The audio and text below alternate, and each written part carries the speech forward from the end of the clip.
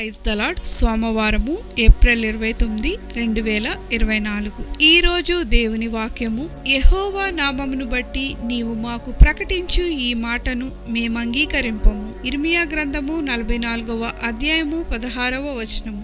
ఆధ్యాత్మిక నిర్ధారణ. కీమోథెరపీ.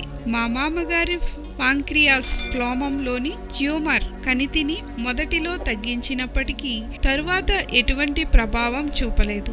ఆ ట్యూమర్ తిరిగి పెరగడంతో ఆయన జీవన మరణ సందిగ్ధంలో పడ్డాడు. ఆయన తన డాక్టర్ని, నేను ఇంకా ఎక్కువ కీమోథెరపీని లేదా మరేదైనా డ్రగ్ లేదా రేడియేషన్ థెరపీని తీసుకోవాలా అని అడిగాడు. యూదా ప్రజలు కూడా ఇలాంటి జీవన మరణ ప్రశ్నను ఎదుర్కొన్నారు. యుద్ధము, కరువులతో విసిగిపోయిన దేవుని ప్రజలు విగ్రహారాధన ఎక్కువగా చేశారనో లేకపోతే అదే సరిపోలేదనో సమస్యను గురించి ఆలోచింపసాగారు. అందుకు వారు నిర్ణయించుకున్నారు, ఎక్కువ బలులు ఆ అన్య దేవతకు అర్పిస్తే వారిని కాపాడి అభివృద్ధి పరుస్తుందేమో.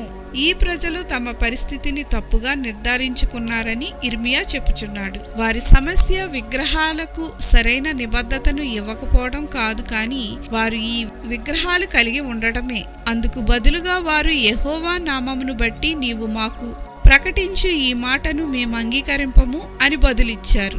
ఇర్మియా వారికి యెహోవా మాట వినక, ఆయన ధర్మశాస్త్రమును బట్టి, కట్టడలను బట్టి, ఆయన తనకు సాక్షాత్తముగా ఇచ్చిన ఆజ్ఞను బట్టియు నడువక, మీరు ధూపము వేయచు యెహోవాకు విరోధముగా పాపము చేసితిరి గనుకనే నేడున్నట్లుగా ఈ కీడు మీకు సంభవించెను అని ప్రత్యుత్తరం ఇచ్చాడు. యూదా ప్రజల వలె మనము కూడా రెట్టింపు పాపం చేయుట వలన గొప్ప సమస్యలో చిక్కుకుని ఉండవచ్చు. సంబంధంలో సమస్యల, అందరికీ దూరంగా ఉండటం, ఆర్థిక ఇబ్బందుల, మన సంతోషం కొరకు ఖర్చు చేయడం, తృణీకరింపబడమా, అందుకు తగినట్టుగా కఠినంగా ప్రవర్తించడం, మన సమస్యలకు దారితీసిన ఈ విగ్రహాలు మనలను రక్షించలేవు.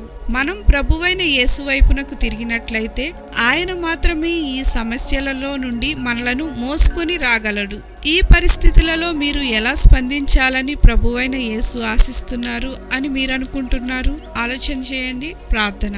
యేసు, నీ నామమును బట్టి ప్రకటించిన మాటలను మేము అంగీకరించున్నట్లు మాకు సహాయము చేయమని యేసు నామమున అడుగుచున్నాం తండ్రి. ఆమెన్.